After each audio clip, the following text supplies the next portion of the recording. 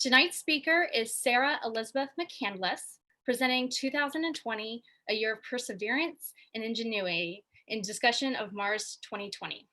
Sarah Elizabeth works for the Jet Propulsion Laboratory as a navigation engineer. She performs operational as well as pre-launch orbit determination analysis and has worked on a variety of flight projects, including MAVIN, InSight, Mars 2020, and Europa Clipper. She also develops multi-mission software tools and has researched the feasibility of using optical communication observables for deep space navigation. She earned a BS in aerospace engineering and a minor in French at the University of Kansas. Subsequently, she earned an MS in aerospace engineering from the University of Texas. Outside of work, Sarah Elizabeth enjoys flying Cessna 172s, hiking, and reading. Bienvenue, Sarah Elizabeth. Thank you so much for having me, Beth. I'm very excited to be here. So I'll go ahead and take the screen. Okay. All right, so hopefully everyone can see the title slide now. Let me, okay, hopefully that's all you can see. Okay, great. Well, thank you very much for having me here this evening. This is the first outreach event I've been able to do this year, so as hopefully excited as you guys are to hear about Mars 2020 and Perseverance tonight. I'm just as excited to be able to talk about it with you. So as Beth mentioned, my name is Sarah Elizabeth. I am a navigation engineer at the Jet Propulsion Laboratory, and I work on Mars 2020 and Europa Clipper.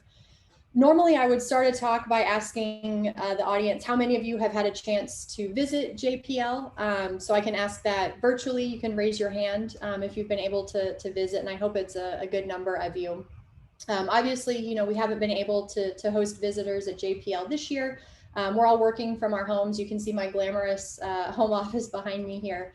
So it's definitely been a different year, an interesting year, not only for us, but you know, for everyone, for the rest of the world. So I'm excited just to be here and to be able to talk about the work that we've been able to do despite all of the challenges that this year has thrown at us. So the title picture that you're seeing here, this is actually a picture of the Perseverance rover during its first full-scale mobility test that we did last year. So this is a test that we do before we launch the rover. We hook it up to all of the systems and we drive it for the very first time. So for a number of engineers who've been working on this project for years, it's the first time they sort of get to see the real fruits of their labor. So it's really exciting. It was a great milestone for the project.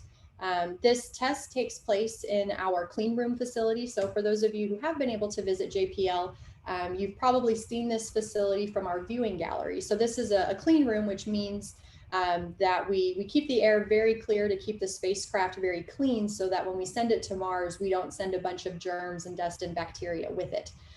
To that end, not everyone who works at JPL or even visits JPL is allowed inside this room. And the people who are allowed inside have to wear what we call bunny suits. And so if you can see the engineers over there on the right-hand side, those are some folks who are running the test and checking out the telemetry and the data from the rover down in the clean room. For those of us who want to support the rover, we actually have to look at the test from up above. So just because this is a fun picture, I just wanted to give a little bit of background and a little bit of context for what it is. And so with that, now that you've sort of seen what the actual rover looks like, I'll jump into the full presentation, and there are plenty more pictures to come. There we go.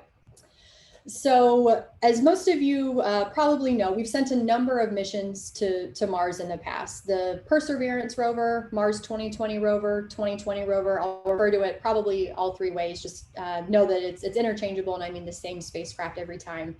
It's obviously not our first asset that we've sent to Mars. We've sent a number of things in the past, both orbiters. You can see them listed at the top there, starting with Mars Odyssey in 2001. We've sent the orbiters to study Mars from on high, and then we've sent assets to the surface of Mars as well. And the objective of these past missions that we've sent to Mars has been to what we call follow the water. And by that, we mean establish the habitability of Mars and figure out if in the past, Mars had the type of climate that could have supported life. Was it warm enough? Was it wet enough? Did it have the chemical building blocks? Did it have a protective atmosphere? And so all of these missions, starting from the early 2000s and even before that, have been building on each other and putting more pieces of the puzzle together to try and answer that question.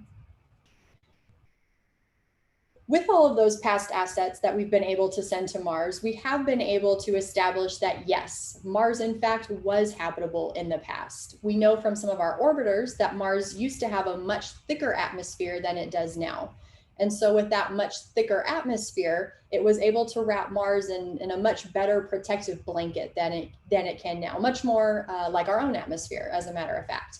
And so with that thicker atmosphere, that meant that the atmospheric conditions lower and closer to the surface were much more favorable to having liquid water in a sustained form on the surface of Mars. So that atmosphere protected the surface of Mars from the solar wind and from charged particles that would be streaming past Mars. And it also allowed the surface of the planet to become warmer than it is now that most of the atmosphere has been stripped away. So with a warmer atmosphere and a warmer climate, we were able to discover that there used to be liquid water on the surface of Mars in the past. So we know that it was warm enough, we know that it was wet enough, we know that it had this protective blanket. And then with a number of the assets that we've sent to the surface of Mars, both rovers and landers, we've discovered that the basic building blocks for life as we know it here on Earth also exist on the surface of Mars today. So that's all been very, very exciting. We like knowing that life could have existed on Mars. So of course, the next natural question is, was there life on Mars? Is there life on Mars today? And that's the question that this newest rover, the Perseverance rover, is going to Mars to actually answer. So there are four main research areas or sort of objectives of the Mars 2020 Perseverance rover. One of those is to seek signs of ancient life, directly look for evidence of that life, since we know that life could have existed.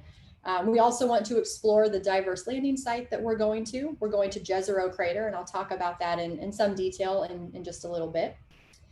In addition to those two things, we also want to collect some rock and soil samples, which could potentially be returned to Earth. And this third thing is really exciting. Well, I think they're all very exciting, and hopefully you do as well. But the third in particular is very exciting because we've never been able to bring anything back from Mars before. Every spacecraft that we've ever sent to Mars has gone on a one-way trip. And so we've sent very advanced science laboratories with those spacecraft that we've sent to Mars. But of course, the laboratories and research facilities and the scientists and engineers that we have here on Earth are much better than those rovers, as great as they are. So if we were able to collect samples and then bring them back to Earth, we could do so much more and potentially make discoveries that are even beyond our imagining today. So Mars 2020 being the first leg of our sample return is really exciting. There are folks at JPL and around the world who have spent their entire careers campaigning for and waiting for a Mars sample return. And now we've got the first leg of that finally flying to Mars. And then the fourth key area for the Perseverance rover is to help pave the way for human exploration. And we've got an instrument aboard to help do that I will talk about as well. So now I'll start talking about some of these objectives in a little more detail and then get into some of the science instruments that will help us achieve those objectives. So we'll be looking for rocks that can tell us whether or not life existed on Mars. We'll be looking for those biosignatures, and then we'll also be looking for the very best samples that we can collect and then store on the surface of Mars for a future mission to potentially bring back to Earth. So Mars 2020, just to make sure I'm being clear here, it will be collecting the samples, but Mars 2020 itself will not be returning those samples to Earth. It'll be collecting them for a future mission to bring back sometime, hopefully this decade or the next. And so we would collect all those sample tubes. You see the cores here on the screen now, and we would put all of those sample cores in sort of a cache or a depot, if you will, and then leave that cache for a future mission to bring back.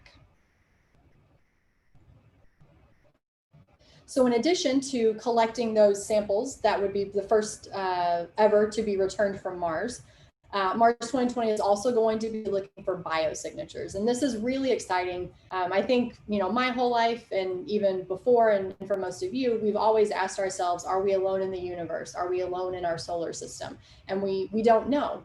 And so for the first time, we're sending instruments to Mars specifically to try and answer that question. And so biosignatures are essentially fingerprints of life. They're objects, substances, patterns, something that exists only because a life-based process could create it.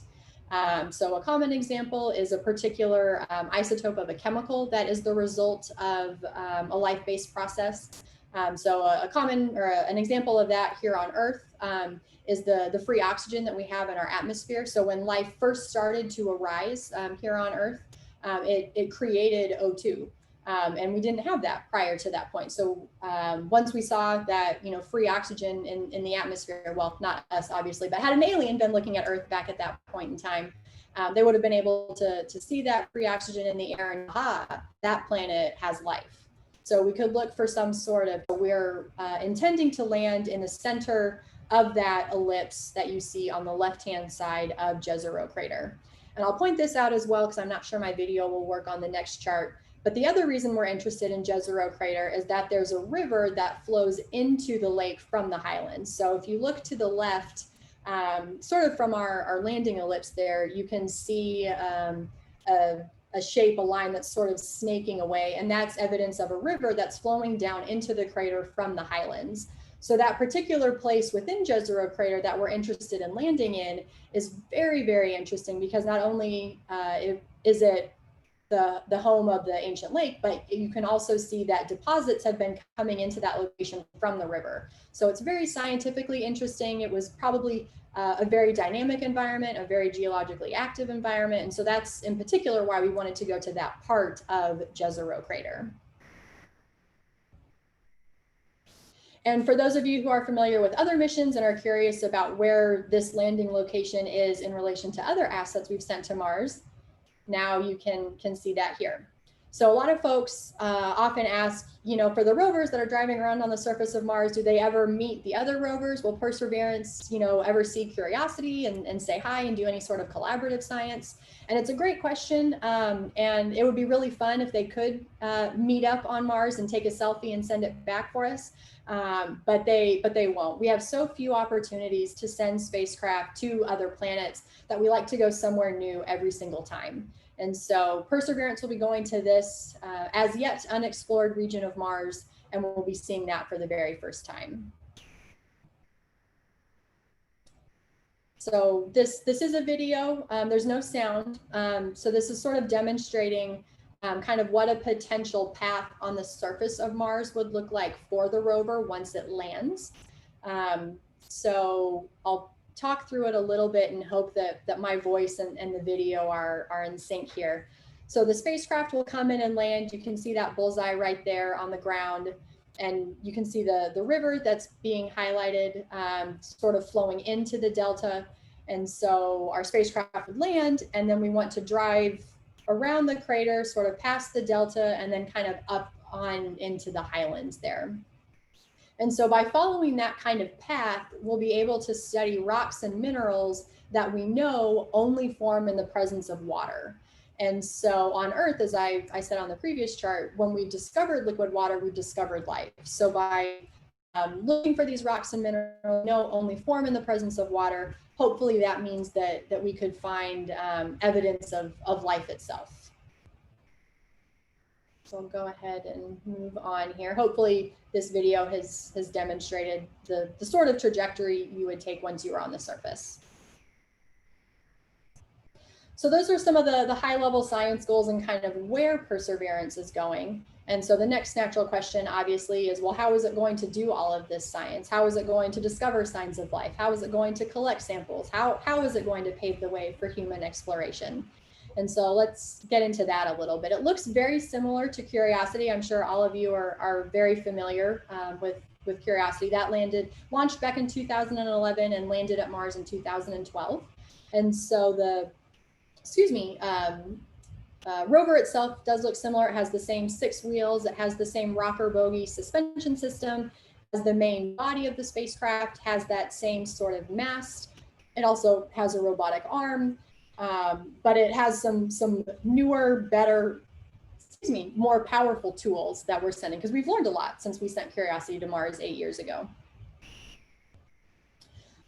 Perseverance has 23 different cameras, which I think is very neat. It has 9 engineering cameras, and some of those are pointed out here. You can see the front hazard cameras and then the rear hazard cameras. So these are cameras to help the rover drive and navigate the surface of Mars, and to ensure that it's not driving off into a ditch, it's not driving into a giant boulder, it's not driving over a rock that it can't drive over. So that's to help it navigate the surface of Mars. We have 7 different science cameras on the rover as well. So some of those are spectrometers that are in a number of our various instruments. So Pixel and Sherlock, those are 2 instruments on the robotic arm. Those both have spectrometers. SuperCam, that's an instrument in the head of on the head of the mast of the rover, and SuperCam has a spectrometer as well. And then Mastcam Z also is a science camera on board the rover. We also have 7 cameras just for the entry, descent, and landing phase of the mission. So I'm sure you all are familiar with this, but entry, descent, and landing is the process that we go through to get from the top of the Martian atmosphere down safely to the surface. And I'll probably refer to it as EDL, just because the whole name is a little bit of a mouthful. So if I say EDL, I'm referring to this entry, descent, and landing process. So some of these cameras are going to help it land, and I'll talk about those cameras later on in the presentation. But what that means is that you'll have a front row seat when the rover lands, and can see some new images for the very first time. So we're all pretty excited about that. So even though some of this maybe looks familiar and sort of seems like something we've done before, we're still innovating and doing something different that's bigger and better than what we did last time. Okay, so I'll dive into some of the scientific instruments in a little more detail, since you're an astronomical society and are science-minded folks, and hopefully are interested in all of these details. So the objective of all of the science instruments on board this spacecraft is to study as much as we can. Of course, you know, that sort of goes without saying. So that means we're studying objects that are big, that are small, that are close to us, that are far away from us, objects that we can touch, objects that we can't touch. And so these 2 instruments, SuperCam and Mastcam Z, are 2 science instruments that are geared specifically to perform scientific investigations of rocks or soil that we won't be able to actually drive to on the surface of Mars. So if we take a picture of the surface of Mars once we land, and there's a rock in particular that we're interested in studying for whatever reason, one of the things we can do to investigate that rock is to use SuperCam to fire a laser to sort of blow that rock up into little bits, and then we can use a spectrometer to analyze what that rock is composed of. And SuperCam is similar to ChemCam. If any of you are very familiar with the instruments that we sent aboard Curiosity back in 2012, but SuperCam is a bigger and better version of that instrument. And then Mastcam Z is another set of cameras, and these are sort of rover eyes, if you will. So we can use the Mastcam Z cameras to take pictures of the landscape around us, and those landscape pictures in and of themselves are very valuable because they provide context for the science observations and investigations that we're conducting at the rover itself. But we can also then use those photographs for scientific investigation as well. So we can take a photograph with Mastcam Z, and then if there's a particular rock that we're interested in studying, we can actually zoom in. So that's what the -Z means in this context. It stands for zoom. So we can zoom into a particular part. We can take 3D images. We can actually take video. We can study things in multiple wavelengths.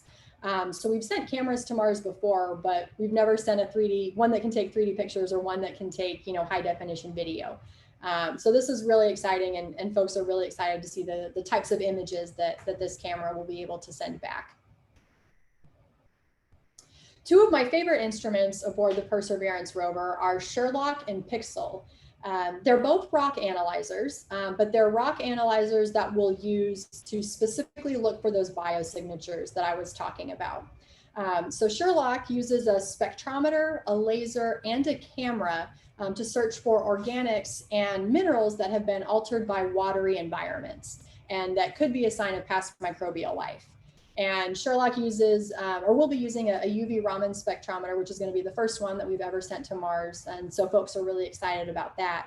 And then Pixel, by contrast, uses an X-ray fluorescence spectrometer to study rocks in very great detail. And so we can use that to say the chemical composition at a really fine scale to uncover the origin and the history and what the structure of the rock is at a very fine level of detail. And so taken together, these two instruments are effectively a microprobe. And on Earth, geologists use microprobes to study rocks in great detail and figure out where they came from, what environment they formed in, what the ambient temperatures were when that rock formed, what the conditions were like. Was there water? Were there other chemical building blocks for life present when those rocks formed? So Sherlock and Pixel are being sent to Mars specifically to help us look for biosignatures and to look at rocks in very great detail. It's sort of like investigating a cake. And instead of taking that piece of cake, taking a handful, crumbling it up into bits, and then analyzing the crumbled bits to figure out what the cake was made of, you can take a slice of cake and you can see the individual layers that it's made of. So you could see the cake layer, and then a jam layer, and then a custard layer. And so using these two scientific instruments allows us to investigate a rock without pulverizing it into bits. So by studying it in that pristine condition, we can learn much more about how it formed and maybe see evidence of life that otherwise we would destroy if we had to pulverize it. So there's another video on this screen, which hopefully will render okay for you guys. But this is sort of the robotic arm sort of flexing its muscles and doing a bicep curl here. So those two instruments I just talked about are on the end of the robotic arm, but we also have a rock scoop and a drill at the end of the robotic arm that we'll use to study rocks. And so I'll transition to the next one. This is also a video that hopefully is rendering okay. There's a little bit of sound to this one too. But now I'll transition and sort of talk about how we're going to be collecting those Martian samples. So we'll go back again to the robotic arm, and that's where we have this drill. And so if we see something that we're interested in collecting a sample of, we'll extend the robotic arm and then use the drill to collect a sample of that rock. And so we'll drill down and collect a full core sample and then store that sample in the belly of the rover. So hopefully now with the video, you can see sort of the drill going into the rock, collecting a sample, and then bringing it back to the body of the rover. And in just a second, you'll sort of see that core go into the sample caching system that we have in the belly of the rover. And so we'll collect all of these samples throughout our primary mission, put them together in a depot, and then fly them home on a future mission for the very first time, which is very, very, very, very exciting.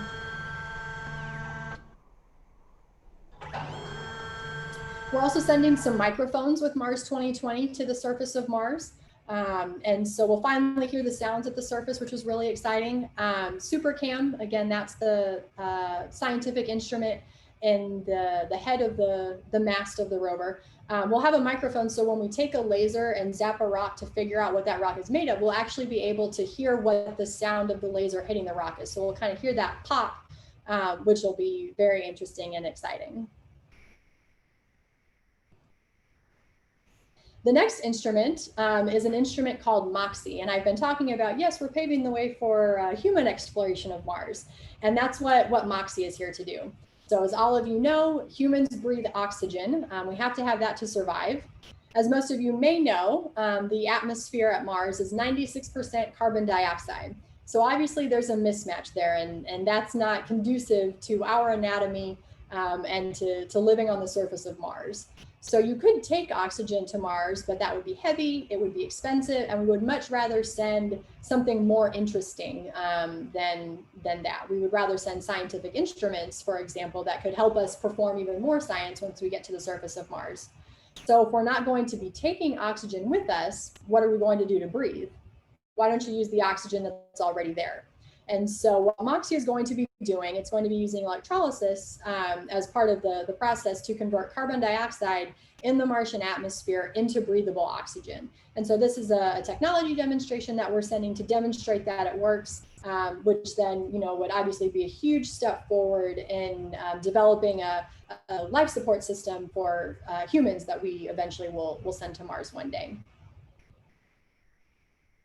So if all of those great scientific instruments aren't enough, there's also a stowaway that went with Perseverance to Mars, or is on its way to Mars with Perseverance, and that's the Ingenuity helicopter. So this helicopter maybe doesn't look like the helicopters that we all think of normally. It's more like a drone. It weighs about 4 pounds, but it does have these 2 counter-rotating blades, and then it's got the 4 little legs there. But this is really exciting because we've never done powered, controlled robotic flight on another planet before. We've sent probes other places, and those probes have traveled through the atmosphere, but they've always been descending from an orbiter above, and they've just sort of been falling under gravity. They haven't had any control over their trajectory or their path. And so this helicopter is going to be the first powered flight.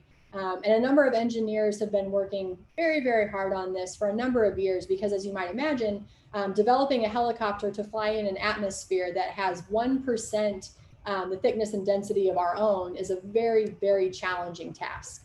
And so they've done a lot of tests and a lot of simulations using facilities that we have at JPL for this. And they're very eager to arrive at Mars and have some of the first robotic flights on another planet. So this obviously is an artist's conception of what the helicopter looks like. And here's what the real thing looks like. So this is folded up in its stowed configuration. You can see the carbon fiber blades there folded up, and then the feet, kind of just above that. So the rover in this photograph, again, is in the high bay at JPL. And the rover is upside down in this image. So the helicopter is stored underneath the belly of the rover. And then when we land, we'll release the helicopter from the rover and drive away. And then the helicopter will perform its test flights and then use the rover itself as sort of the relay communication to talk to Earth, because the helicopter itself doesn't have communication equipment to communicate directly with Earth. It has to go through the rover itself. So Perseverance launched to Mars back on July 30th, earlier this summer. I hope a lot of you were able to watch. It was really early. It launched about 4:50 a.m. our time, I believe. There was an earthquake, so some of you might have already been up because of that. But it was a beautiful morning for a launch out at Kennedy Space Center in Florida, which is where this photograph was taken on the left. That was the actual photograph of the launch. And it will touch down in Jezero Crater next February, this upcoming February, 2021. And the photograph on the right is from a visit I was able to take to Kennedy Space Center back in January, before COVID hit, when we were still able to travel and didn't have to wear masks all the time. And so you can see pad 41 there in the background in the star. And if you look carefully, hopefully you can see those lightning towers that you can see in the see very clearly in the image there on the left. So after we launched from Kennedy, we embarked on this trajectory to Mars. And so to orient you here, the sun obviously is in the middle. The Earth's orbit about the sun is the blue circle, and Mars is on that orange circle. That's its orbit about the sun. And we are on, the spacecraft is on that white trajectory from the Earth to Mars.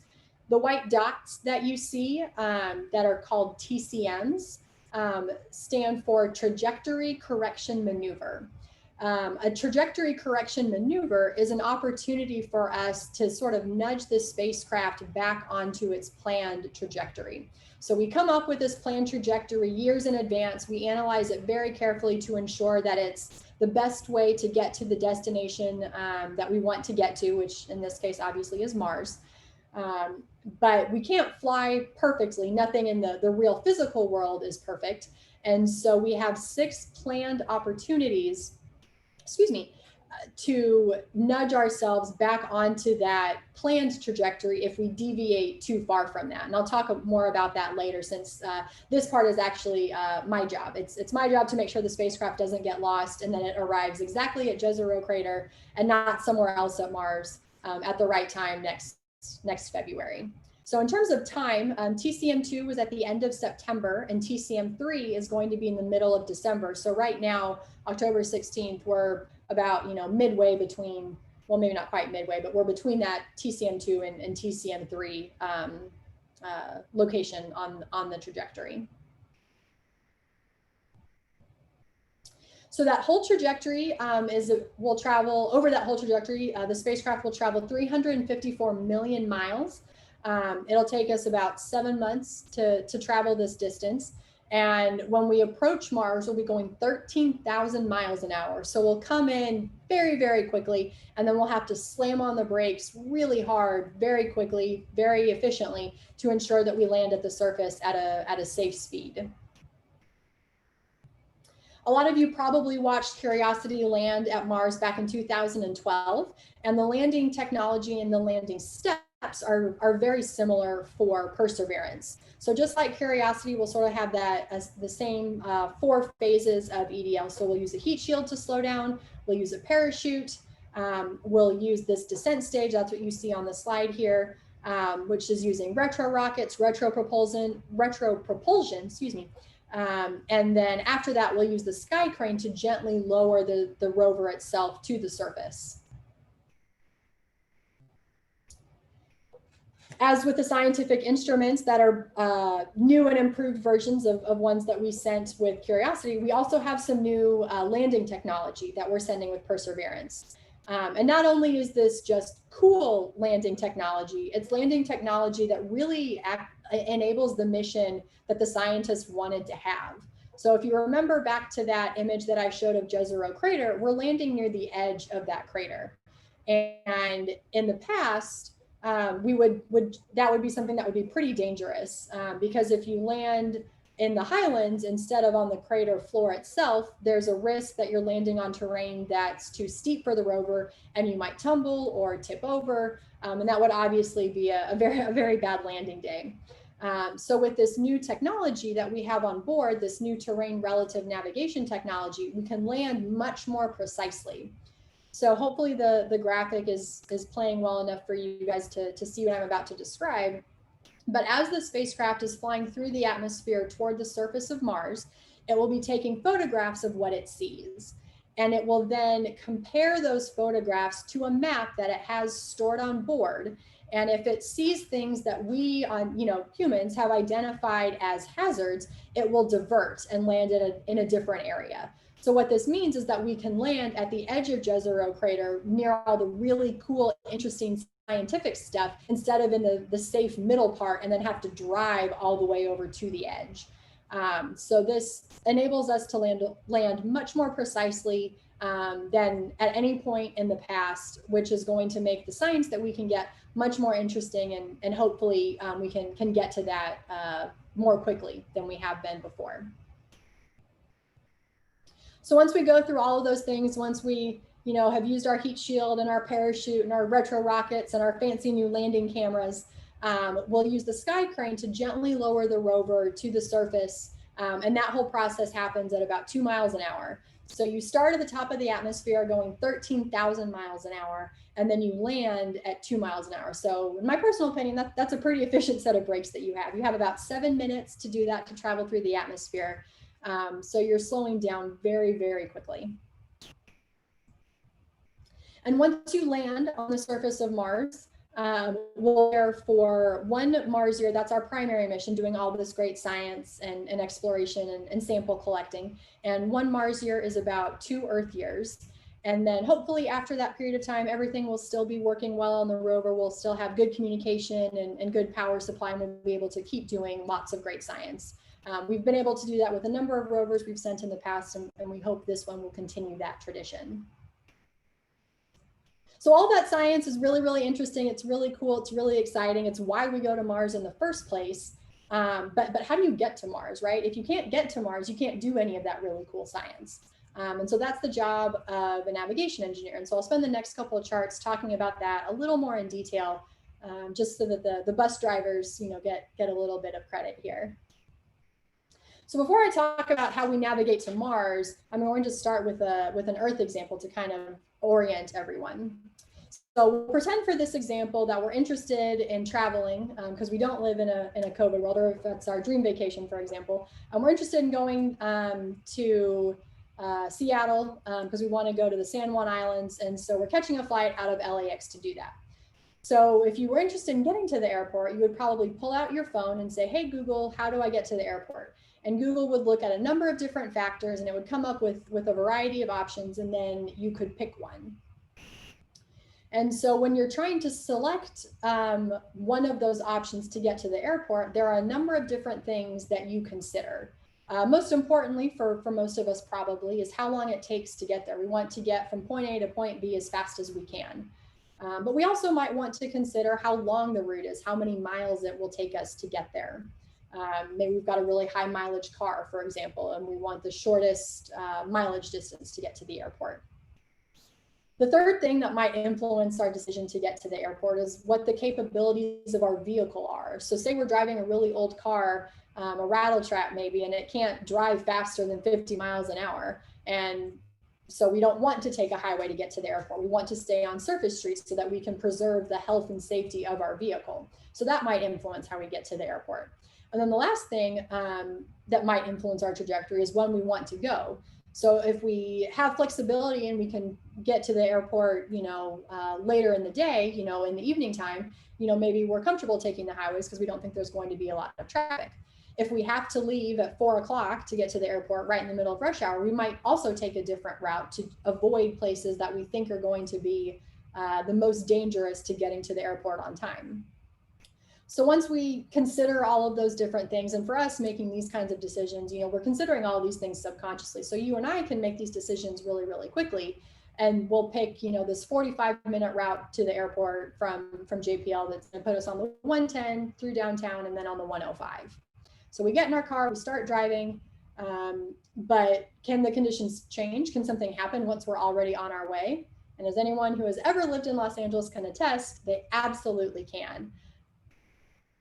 Such as this example. So when you left JPL to get to the airport, you thought it was going to take you 45 minutes, but after you get on the highway, someone wrecks their car south of downtown and causes a giant pileup. And so now instead of taking 45 minutes, it's going to take you 1 hour and 15.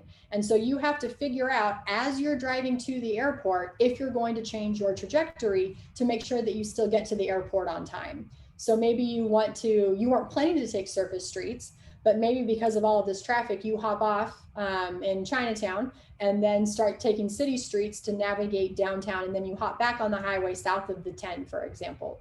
And so that's something, that we have to decide and think about. And the same exact thing is true for trajectories that take us from Earth to Mars, just on a very, very different scale. So we'll use Bob the alien here as an example. So he came to visit Earth for a school year. He did a study abroad program, wanted to come to his neighboring planet. And he had a great time, but now it's time for him to go back to Valles Marineris High School. And so he's picked a path to get back to Mars. And he's picked this white trajectory to take him just north of Valles Marineris, and he's on his way home. So unlike our car example, he's probably not going to hit heavy traffic. There probably aren't a lot of other spacecraft flying around in space. But there are other things that Bob has to worry about to make sure that he can get back to not just Mars, but get back to his high school at Mars. And so what are the types of things that could influence the trajectory that Bob is on to get back to Mars? Well, the first is gravity. So we're all very familiar with gravity and the effects of gravity and gravitational attraction. We all learned about that in high school. And the same is true, for our spacecraft. So as we're leaving the Earth is, trying to hang on and pull us back. And as we approach Mars, Mars is so excited to see us and then is pulling us in as well. And so we have to model that gravity to make sure we understand how that will impact our path to get to Mars. The second thing that could potentially throw us off course is solar radiation pressure. So as all you astronomers know, the sun is emitting photons all the time, and these photons have momentum. And so as these particles are traveling through the vacuum of space, eventually they will reach our spacecraft and interact with us and transfer some of that momentum. And that's the solar radiation pressure effect that our spacecraft will feel. Now, this doesn't maybe sound like it's a big deal. You know, photons aren't that big. How much energy can they really have? Well, the Viking mission that went to Mars back in the 70s did model this pressure. They modeled it correctly, and they safely landed on the surface of Mars. But had they not modeled solar radiation pressure, they would have missed the planet completely. They would have missed it by 9,300 miles and never had a chance to land. So this is actually a really big deal and something that accumulates over the lifetime of your trip to Mars. So that's something that you have to be very careful about and make sure you model as accurately as you can to ensure that you stay on the correct path to Mars. And then the third thing that could throw you off course is actually your spacecraft itself. And so we call these small forces. So I've talked about the maneuvers that we have to execute on the spacecraft. And these maneuvers use thrusters that are on board. And these thrusters are pretty good, but again, they're not perfect. And so every time we use them, we might have some residual momentum that over time could cause us to drift in a direction that we don't want to go in. So we have to make sure that we model those forces correctly as well to ensure that we don't drift off to some different corner of the solar system.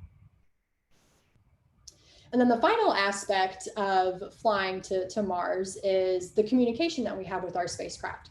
So going back to that example of driving to the airport, if you find yourself in a circumstance where you're going to take another half hour to get to the airport, if you're meeting someone there, you might call them and say, hey, I thought it was going to take me 45 minutes to get to the airport, but now it's going to take me an hour and 15. So instead of seeing you at 5, I'm going to see you at 5:30. There we go. There's the math.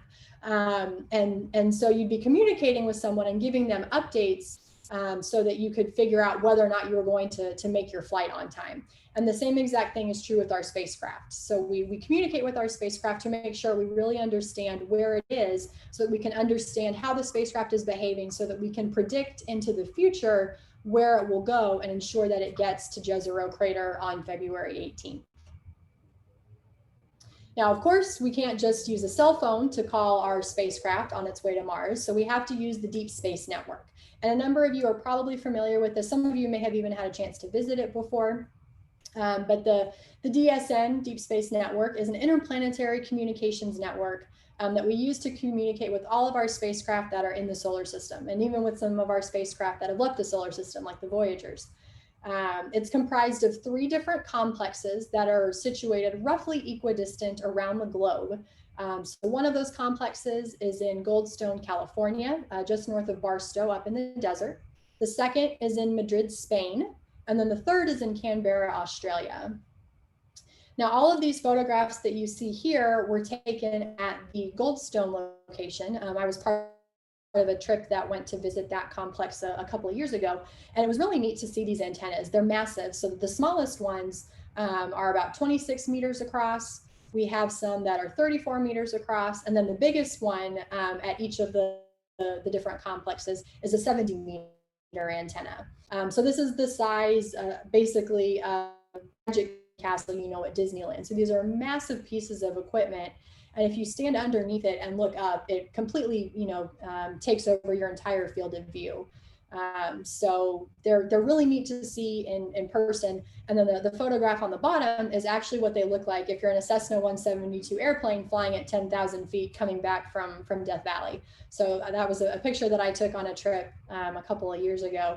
But so you can see, you know, even from, you know, high altitudes in the air, miles and miles away, you can still see them very, very clearly.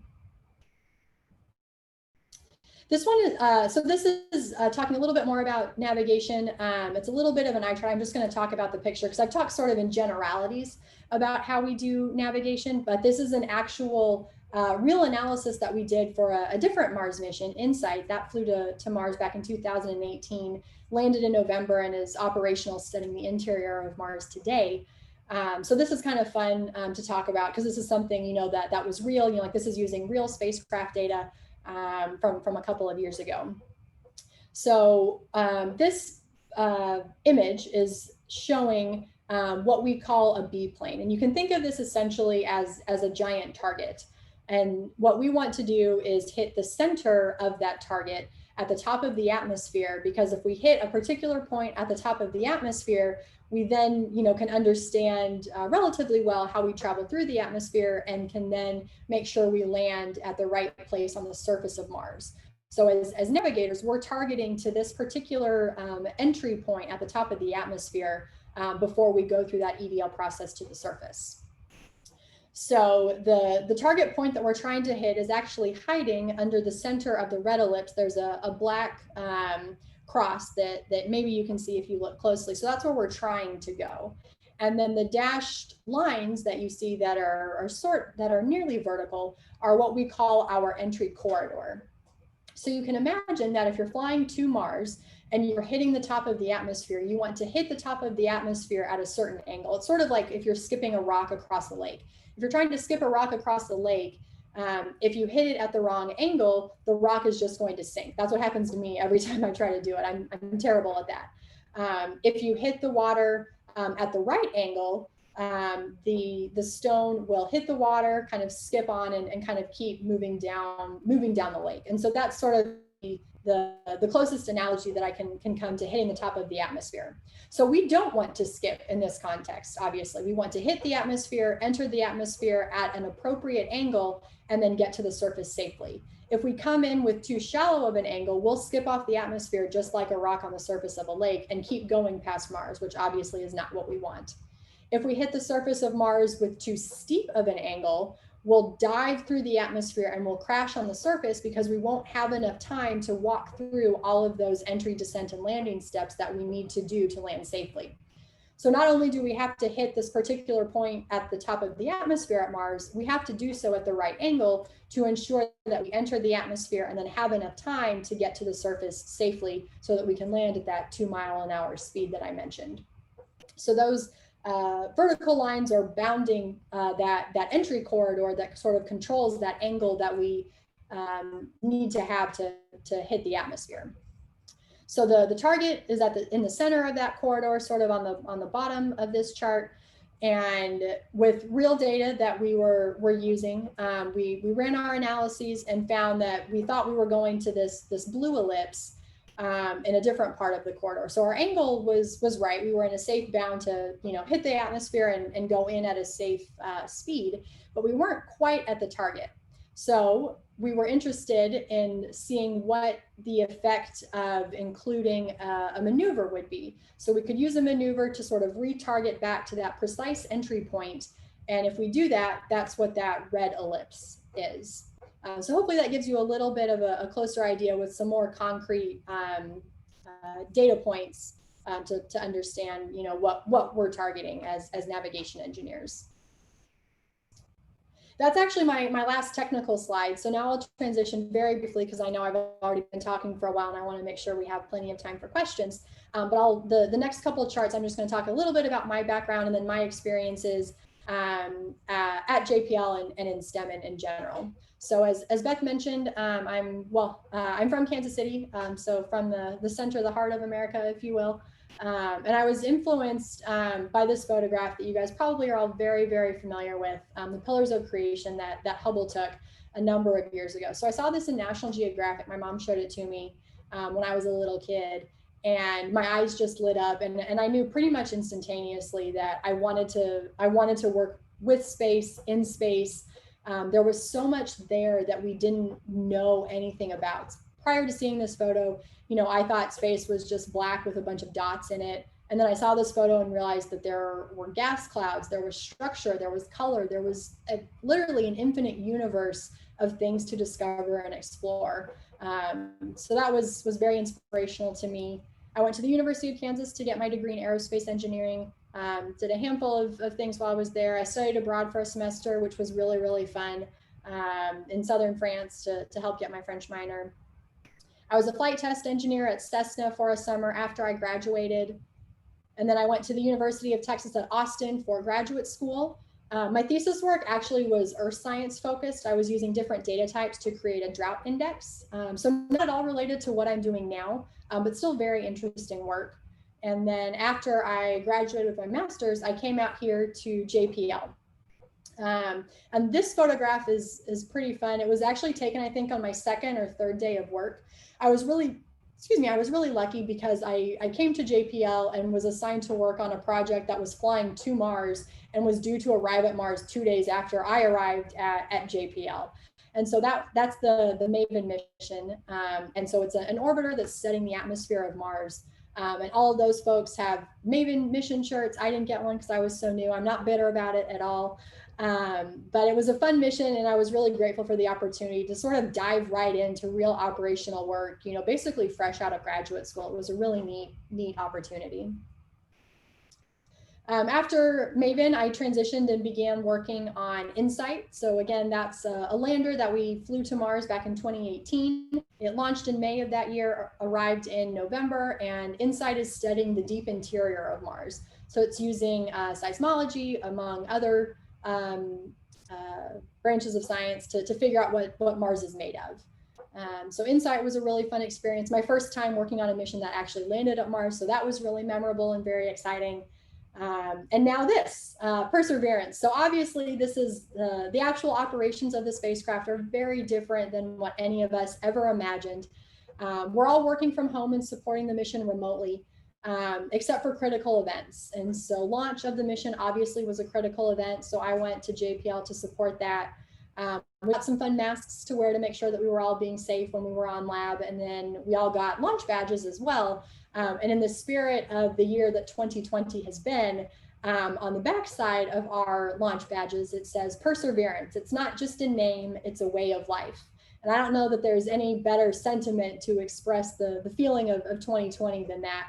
And so we also gave a mask to our rover on the backside of our launch badge, which I thought was pretty fun. Someday I would like to go to Mars. I'd love to be an astronaut and hopefully go to Valles Marineris High School myself and say hi to Bob if I see him there. So now being at JPL and being a woman in STEM and being a woman at JPL, I've had such a positive, rewarding experience. I don't know that I can say enough good things about it. I absolutely love my job. I love my colleagues. The mentors I've had, the bosses I've had, everyone has been so intelligent, so supportive, so great at working with the team, mentoring me, answering all of my questions. It's been a really fun, really positive experience. And I can't imagine, you know, earning my paycheck, doing anything else, you know, working anywhere else. And so there are a handful of lessons. Well, there are lots of things, you know, I learn something new every day, but there's sort of 5 kind of overarching things that I try to remind myself of on a fairly regular basis. And I came up with a mnemonic for that. So it spells out woman, but obviously, you know, these are lessons that apply to anybody, anywhere, really in any field. And I'll walk through this briefly because I see I'm running out of time here. So the first is being willing to fail. You know, JPL in particular is well known for doing things that no one else has done, doing things that are crazy, that look ridiculous. But in being willing to fail, willing to try new things, sometimes you get to do stuff that's pretty remarkable, that's cutting edge, that's brand new, that no one's ever done it. And you never get to do those crazy things if you aren't willing to fail. So that's sort of at a macro level. And I try to remind myself of that on a more personal level too. Be willing to take on new projects, be willing to take on new tasks, do something that you're not an expert in so that you can learn from that experience. And maybe you'll discover something brand new that you love that you didn't know before. The second is owning yourself. And this is something I had to learn pretty early on, was to advocate for myself. And I found that if I can express to people, you know, I'm interested in this kind of work, I'd like to have this kind of job, you know, I think I'm ready for this kind of promotion. I've had really good feedback and really good support to go after those goals. I just have to be willing to sort of put myself out there first and advocate for myself to get others to help support me. And then the next one, making a network, sort of dovetails right into that. You know, the type of work that we do at JPL, and really the type of work that you would do anywhere, you know, you're part of the team. You can never really do anything truly on your own. And so having a good support network, a good technical network, people you can go to for questions, for advice, for support, especially in today's environment where we're all working remotely and we're more isolated, networks are more important than ever. The fourth is always ask questions. I'm pretty curious by nature, and I've gotten much better about asking technical questions. I used to be afraid of asking questions and admitting there wasn't something I didn't know I hated to look stupid. But I found, by following the example of other people at JPL, they're always willing to ask questions, because in our business, if you pretend you know something that you don't, it can have very catastrophic consequences. And so always ask questions, always be curious. And then the last one, pretty universal piece of advice for anybody anywhere, but never give up. Especially, for what we do at JPL, we're doing things that are never been done before, and we're going to encounter challenges and obstacles and significant setbacks. And you have to push through those so that you can come up with a sky crane, so that you can land on Mars, so that you can fly through the rings of Saturn, like Cassini did.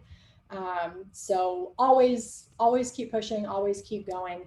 And then the last quote is a modification of a quote that I heard or that I read from Plato my first couple of weeks at JPL, actually. The wise woman will want to be ever with him or her who is better than herself. And that's just a reminder to me that I'm working at a place with some of the smartest people in their fields in the world. And that can be very intimidating, but it's also an incredible opportunity to learn from them and to pick their brains and to have them, support you and help you grow. So take advantage of that. These are a handful of great women, obviously not the only women, not even close. These are just a couple of the really neat women who are working on perseverance and ingenuity, since I've been talking about that. Jill Soibert's actually my boss. She's the orbit determination lead for the navigation team. The deputy project scientist and the deputy project manager for Perseverance are both women, Katie Stack Morgan and Jennifer Trosper, respectively. And then the project manager for the helicopter is Mimi Young. There were a handful of Insight engineers and scientists who were featured in Rolling Stone back in March of 2019. We've spanned the gamut of tasks on that mission, but so that was something that was kind of fun to be highlighted for. And then the spirit of the Astronomical Society, there's a great book that I really like called Women in Science that's written and illustrated by Rachel Ignatowski. And she's highlighted 50 women from all areas of science and engineering who have done really amazing things. And so I flipped through to see, what astronomers or engineers she had featured, and there were quite a few. And I won't presume to tell a group of astronomers about, famous female astronomers, because I know that you know much more about them than I do. But I really liked the illustrations that she came up with. So, starting with Hypatia, back in Egypt a long time ago. Vera Rubin, of course, Jocelyn Bell Burnell, Wang Zhenny. Sorry about if some of these graphics are a little pixelated. Cecilia Payne Gaspachin, Annie Easley, Katherine Johnson, who a lot of us now know from Hidden Figures, both the book and the movie. Ada Lovelace, of course. And then the last one, Mary Agnes J. She's actually not an astronomer, but she was a suffragist. And so in the spirit of this being the 100th anniversary of women's suffrage, I thought it would be fun to include her as well.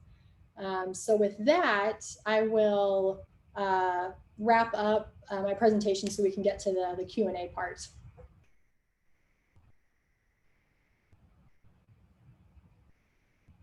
All right. So while the questions are coming in, to do a quick little Q&A between you and me. Okay.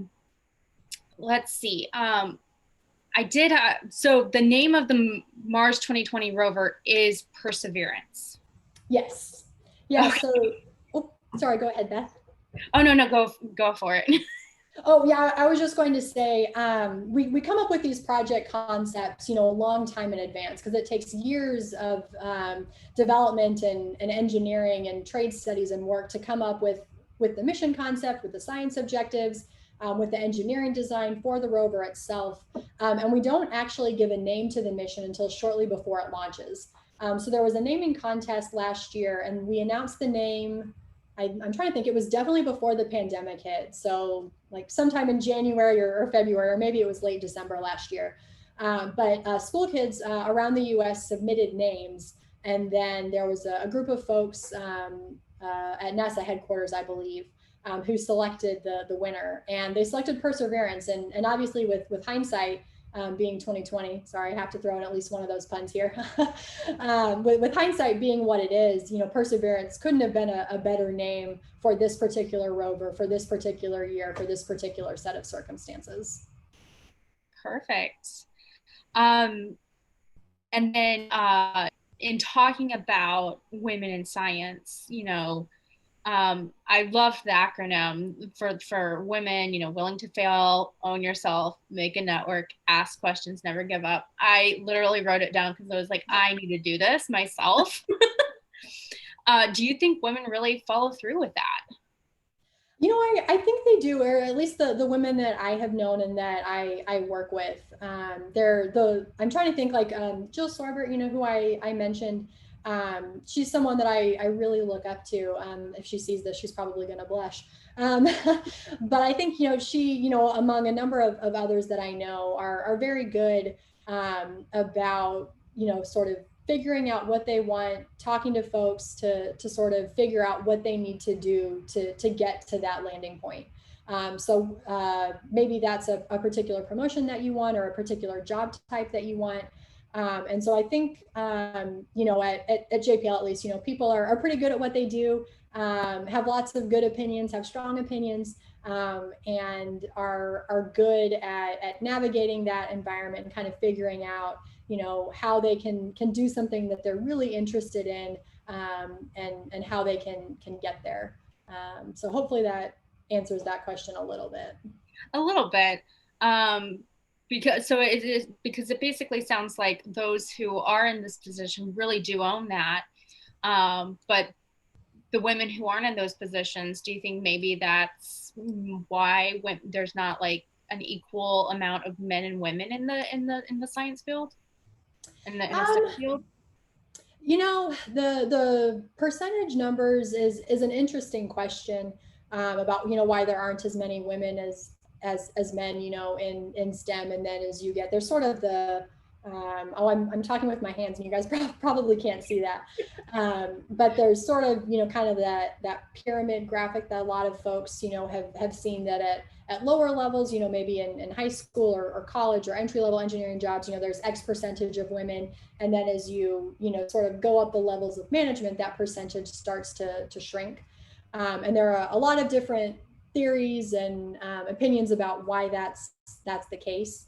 I don't think, in my experience with the women that I know, I don't think it's for a lack of women wanting it or being capable or being willing to go after it. They're all obviously very, very qualified, and put in the work, and from what I've seen and from my experience, have the support behind them to go after and get those things that they want.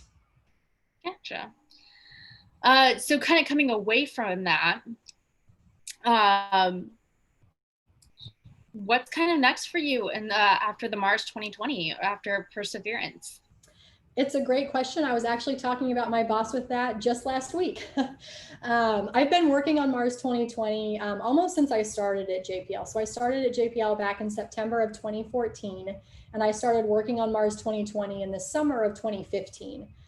So I've been on this mission for a little over 5 years now, and I feel very invested in it, almost like it's my baby a little bit, because I've seen it, go from a concept to actual hardware, to now flying to Mars, to landing, this upcoming February. So it's odd at one level to even think and conceive of working on something else, just because I've been working on this basically my entire career so far. I also mentioned at the very beginning that I work on Europa Clipper. And so that's a spacecraft that's going to Europa, a moon of Jupiter. And so I'll continue working on that, and I'm excited to continue working on Clipper just because I've only worked on Mars missions.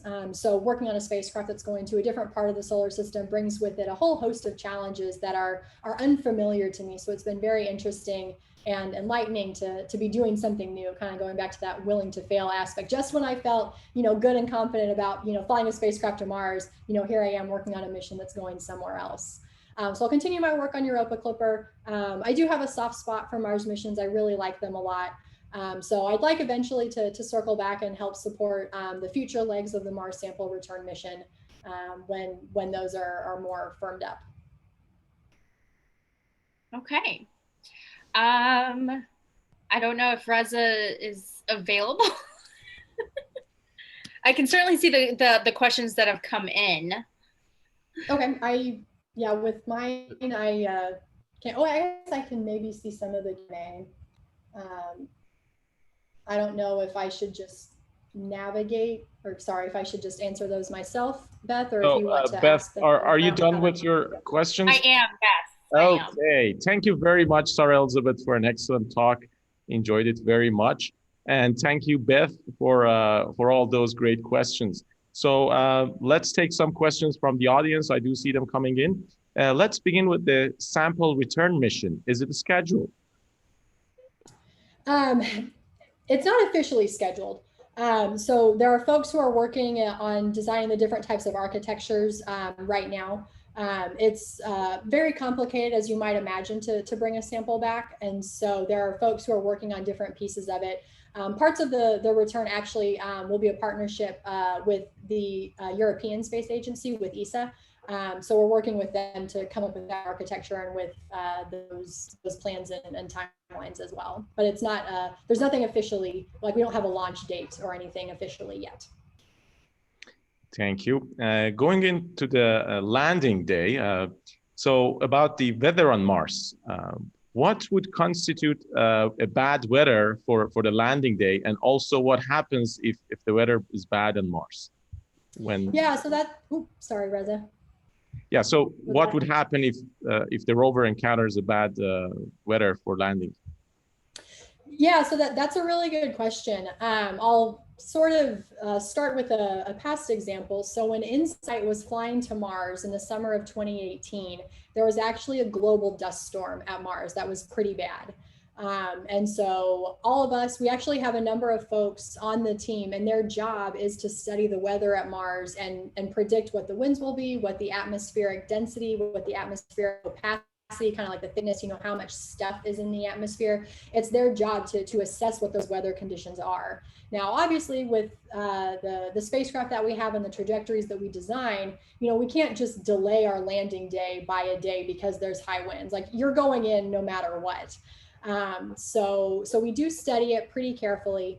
And I believe, I don't know the details of, how much wind we can tolerate, what kind of, like how strong a gale we could tolerate. But I know that we are pretty robust to a wide variety of winds. And even if, in the case of Mars 2020 in particular, because we have that terrain relative navigation that I talked about, that's that, cameras and software that we use to sort of take pictures of the surface and then compare that to hazards. So if there are really strong winds that have sort of blown us around and maybe blown us into a dangerous landing area, we can help use that terrain relative navigation to sort of course correct as we get closer to the surface to ensure that we land at a safe part. But yeah, whoever asked that, it's absolutely something that we think about, because there's really nothing that we can do. The winds are going to be what they'll be, and the conditions will be what they will be, because we're going in no matter what. We can't come back on another day when it's more convenient or more comfortable. Thank you. Next question, are you concerned about the soft sand in the Jezero Delta? Are we concerned about the soft sand in Jezero Delta? So the consistency of the surface of Mars is something that we are concerned about, right? Because you don't want to land all the way at Mars and then sink into some sort of quicksand. So before we get to Mars, and one of the things that we use when we're analyzing landing sites is what the composition of the landing site is. And so we have orbiters at Mars that have really high resolution cameras And we use those orbiters to take pictures of those landing spots at Mars. And then we can study those pictures to determine, is it really rocky at the surface? Is it really sandy? And so we've studied the Jezero crater area, and we think it's going to be, hard enough and clear enough and clean enough so that, we won't get, stuck in any sort of sand dunes or drifts or anything like that. Thank you. And next question is about the rover on the way. So how do you keep the vehicle stable during the flight to Mars? Yeah, so it's a good question. This particular rover is what we call spin stabilized. And so the spacecraft is actually, I don't know if my hand's in the picture or not here. Yes, we can. Okay, great. Yeah, so the spacecraft is spinning around in a top like this. And so if you imagine, like the child's toy top, if you spin a top on the surface, that spinning motion keeps the top upright and in a stable orientation. And as it loses momentum, eventually that top starts to wobble and then it falls over. Well, in space, we're not fighting any sort of atmosphere or friction or anything like that. So as we spin, we maintain that spin and are effectively spinning and are stabilized that way as we fly to Mars. There are other ways of maintaining your orientation, and that's the particular one we're using for this spacecraft. Thank you. And the next question is about your work. Did you work as a navigator for InSight mission also? I did, yeah. So I've been a navigator for InSight, obviously now for Mars 2020, and I was also a navigator on Maven. Excellent, thank you. And next question, are all parts of the rover built at JPL? So that's a really good question. The short answer is no. There are different types of missions that have different budgetary caps. So Perseverance is what we call a flagship mission, which means that it's really, really big. It's doing a lot of science because the goals that it's trying to achieve have been deemed very important by, international groups of scientists who decide what those scientific priorities are. So this being a flagship mission means that it has a larger budget than other missions. So some of the components are indeed built at JPL. They're custom components. They're things that we've designed from scratch, built in-house. But then there are other components that we get, what we would call commercial off the shelf, or COTS products, if folks have heard that term before. So there are things that we'll buy, because if there's a good product that we don't have to make, that's fantastic. We can then focus our efforts on building something that no one else has been able to build before. So we use components from different folks to build things. And then I didn't talk about this when I was talking about the scientific instruments, but the scientific instruments are actually built and designed by partners that we have. So Perseverance is actually sort of more of an international mission than a lot of folks might think. There's an instrument that I didn't talk about called RIMFAX, RIMFAX, and that is a ground penetrating radar, and that was built by Norway. And so they built RIMFAX, and then we bring it over here to JPL to test it and integrate it with the other instruments. We have instruments from Spain. We have instruments from universities and other research labs in the United States. So a number of components are built by those individuals at their respective institutions, and then they're brought to JPL where we do the integration and then the final testing of all of those things together. Thank you. The next question is about the microphone. Can we go to that slide? Sorry, which slide? The slide about the microphone that you've placed on the rover. Oh, sure. Let me click back here. Oh, okay, hopefully this isn't going to give anybody whiplash. Microphones. So you mentioned that one of the purposes of the microphone is to record the laser zapping the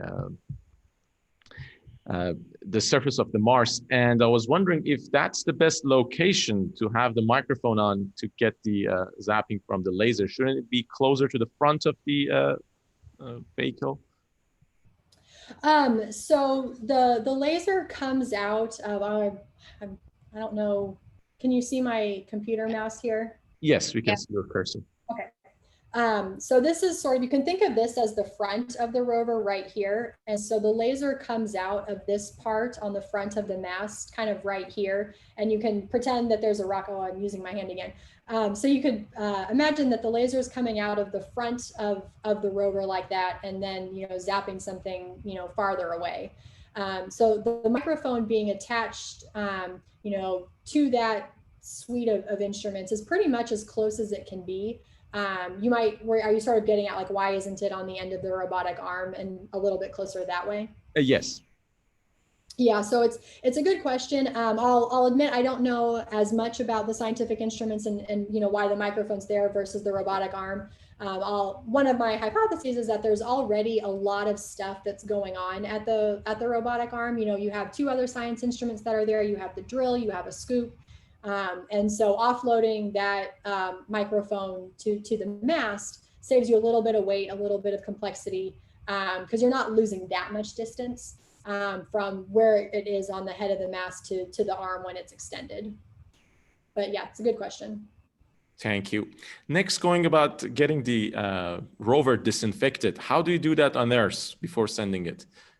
Yeah, so that's a good question. Let me see. I don't remember what kind of, so I'm not sure if this is going to play again or not, but this is the rover in the clean room. So we do a number of different things. So we sort of, you can imagine, sort of now that we're all in COVID and familiar with disinfectant wipes, we're not using Clorox wipes to clean this down. We use a different, kind of wipe, obviously. But one of the things we do is, we're wiping down all the surfaces very carefully with different materials to sort of disinfect it and make sure we can remove things. We bake the components at really high temperatures to kill any sort of like micro organisms or bacteria or things that might be on the spacecraft. And then the room that this spacecraft is in, the high bay, I don't remember all of the details off the top of my head right here, but they have a very advanced filtration system, and so there's continuously airflow in this room that they're clearing out. Excuse me, so that they're clearing out dust, debris, cells and things like that to continually be keeping things clean and off the rover once we have disinfected and baked it out and all of that. And there are different levels and different thresholds that things need to be cleaned to. Because 2020 is specifically looking for evidence of life, it's obviously being cleaned to a very high standard. But the InSight mission that I mentioned that flew to Mars back in 2018, since it wasn't looking for life, since it wasn't going to an area that was particularly full of potential to find life, InSight didn't have to be cleaned to the same level. It was still cleaned as, cleaned very well, but it wasn't quite at the level of this particular spacecraft. Thank you. And now back on Mars, when you're drilling to get samples, how do you prevent cross-contamination when you drill at different points?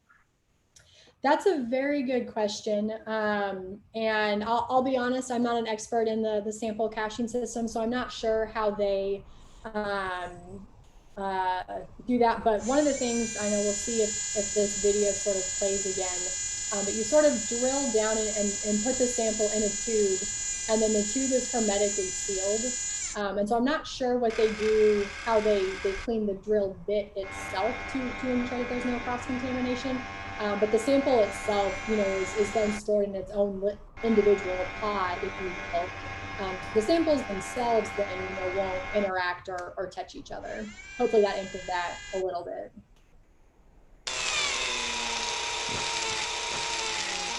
But you can ask another question. The video will keep going. Thank you. Yeah, it's all the robotic sound coming up. Okay. And so you mentioned that the mission to return the samples, it's being worked on, but it's not scheduled yet. You know how they're going to treat the samples once back on Earth? Are they putting them in quarantine, or how are they going to deal with that? Yeah, so that's another very good question, because obviously, we want to ensure that we don't contaminate Mars when we send craft to Mars. You also want to ensure that if somehow, some way there's something at Mars, you want to also ensure that it doesn't come back to Earth and cause problems back at Earth. So the samples would be handled very carefully. I imagine that they would be quarantined in some way. I don't know the details of that. I imagine they'd be similar, perhaps to how we handled the lunar samples that we brought back during the Apollo missions. A little bit different and higher levels of caution and care with these samples, because there's a potential that there might be evidence of past life, and we don't believe that there's any of that on the moon. But I would imagine similar types of protocols, and how you would determine who gets what sample to do what kind of experiment. I have no idea how the scientists will figure all of that out. It's something that I imagine will provoke a lot of discussion. Thank you. The next question is about the clean room that you showed, and personnel there were all connected with wires and small chains. Can you tell us more about that and why they have connections like that? Yeah, absolutely. And I guess this one, okay, so yes. I guess the video's going again. So yeah, so sort of a couple of different reasons. The electronics and equipment that we have on the spacecraft are very, very sensitive. So all of you are familiar with static discharge, the old experiment, where you can rub your hands here. Let me go back to the title slide so you can sort of see these as I'm talking about them. Sorry, let me keep going back. Okay. Again, yeah, so the electronics and the equipment on board the spacecraft are very, very sensitive. And so we want to ensure that we don't have any sort of static discharge that we then apply to the rover itself.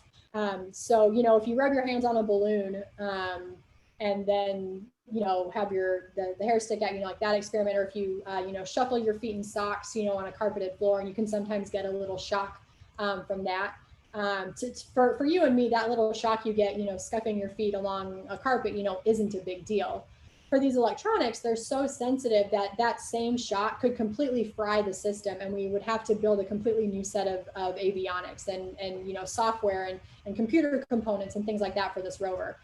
So we want to protect the spacecraft from that risk. And so the cables that you see are grounding cables. So all the engineers who are working in that facility have that cable that they attach to a grounding station, so that they won't accidentally discharge the spacecraft and cause shorts in any of the electronic components that are on board. And then that's also why we'll see, if you look sort of behind the rover on the back wall, you see a television monitor that has some numbers on it. And the number on the right-hand side is actually a humidity number.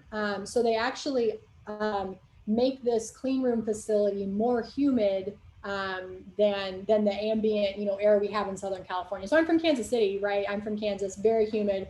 So 40% humidity to me isn't very humid, but for living in a desert in Southern California, 40% humidity is pretty good. So they actually make the clean room more humid than the air around it to also try and ensure that there's no accidental static discharge to the spacecraft. Thank you. Next question is about how long is Perseverance expected to last on Mars? Yeah, that's a really good question. It depends on a number of factors. So it depends on the power source. It depends on how the wheels are operating, how well the scientific equipment is operating. Curiosity landed in 2012, and it's still operating, now 8 years later, doing just fine. I think one of my, favorite statistics about, mission lifetime versus planned mission lifetime comes from the Mars exploration rovers. So they're better known as Spirit and Opportunity. They launched in 2003 and then arrived at Mars then. Excuse me. And they were designed to last for 90 days. And Spirit lasted for a little over 6 years. And Opportunity lasted for 15. If you remember, actually, that global dust storm I talked about that we were worried about for InSight as it was flying to Mars, It's actually that same global dust storm that finally caused opportunity to stop working. So they were supposed to last for 30 days and one lasted for 15 years. So we have a tendency to over-engineer things at JPL. So I won't hazard a guess as to how long perseverance will last, but hopefully many years. The power source, you can tell it's not using solar panels, so hopefully it won't be power limited. It's using a radioisotope thermal generator. So that power source, has plenty of juice for a number of years. Excellent, thank you. And we've come to the last question. So as a guidance navigation engineer, how often do you do math calculations by hand versus using computer modeling? And how can we teachers encourage students today about the importance of math? Yeah, so that's a really good question. And I can actually say I was doing calculations by hand about 5 hours ago, late this afternoon. So one of the things that's great about modern computers and software is how complete they can be. You can design a model, you can run a simulation, push a button, drink a cup of tea, come back, and it spits out an answer. But you have to have an understanding of the physics behind the models to have any conception of whether or not that answer is correct. And so that's what I was doing earlier today. Actually, I saw, I saw the results of an analysis that I had run, and I was thinking, well, that's odd that those two numbers are the exact same. I would expect them to be different based on my understanding of the system and the understanding of the way I set it up to work. I'm surprised that they're exactly identical. It's very rare that anything is ever identical, in our world. And so I actually used Excel instead of, by hand.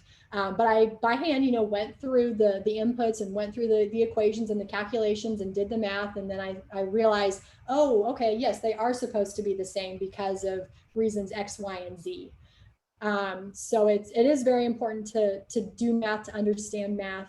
And to understand sort of the universe that you're operating in, because you can push a button and look at pretty pictures and pretty graphics and pretty results all day long. But there's sort of the old joke, with computers will do exactly what you tell them to do. So if you give it bad, garbage inputs on the front end of a problem, it will work with that garbage input and then give you garbage back out. So you have to be able to understand the system and sort of be able to interpret the numbers and the answers that you're getting. And to do that, you need to be able to, have good basic math skills, have good, basic physics and science skills, and be able to pull those out to check that your software is doing the right thing. As Beth said in the introduction, I do a lot of software development. And when you're developing software, you're doing math, on the side all the time. To verify that what you're telling the computer and the software to do is actually the right thing. So I'd say it's incredibly important, and teachers are amazing and don't get enough credit for all the things that they do. Thank you. And speaking of your own experience, did you have a teacher doing anything special, showing you anything special to ignite this passion for mathematics in you during maybe high school? So. Yeah, so I was really lucky. I've had great teachers my whole career, but in particular, I had some great math and science teachers in middle school, so sort of 6th, 7th, and 8th grade. And the science teachers, the science teacher in particular was wonderful. She really fostered our curiosity, and anytime we had a question or wanted to try something or wanted to do something, she was great about helping us to figure that out.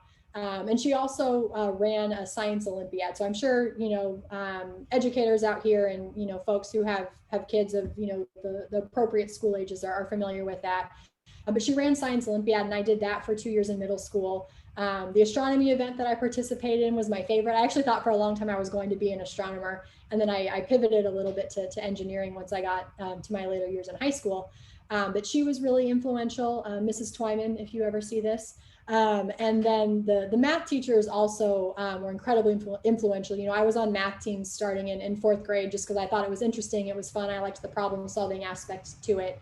But it was really, my middle school math teachers, Mrs. Wood and Mrs. Mack, if you're watching, Mrs. Wood, who were really good about, challenging us, giving us complicated things to think about.